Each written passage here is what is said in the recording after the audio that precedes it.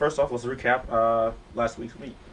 Last week, that meet went really well for us. Some of the things we were trying to get accomplished, we did. I think the highlight would probably have been Stephanie Morgan in the 800. She's ranked number 4 in the country right now with her mark of 209.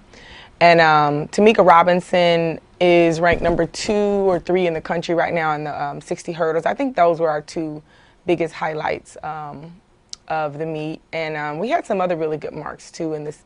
All the 60-meter runners ran personal best. We had some 400 runners open up and some really good 200-meter times too. So, what's the health of the team right now? Pretty good.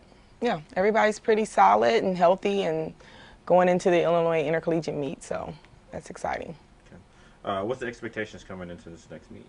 Again, we want to just keep improving our times, getting better marks on Big Ten lists, better marks on the national list, and hopefully have some momentum going into the Notre Dame meet.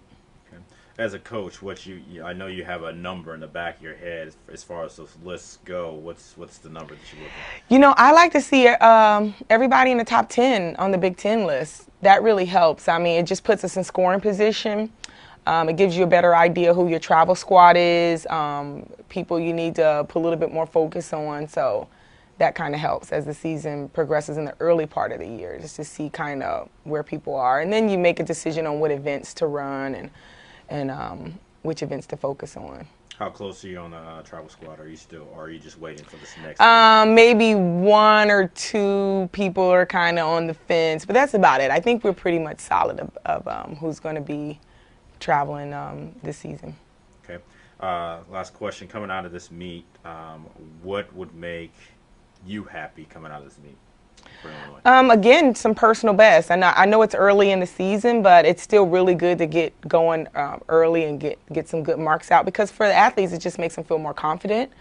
We're going to have a different variety of teams that we're going to be competing against from a lot of different conferences going into the next 2 meets, the Mayo Invitational and the Tyson Invitational.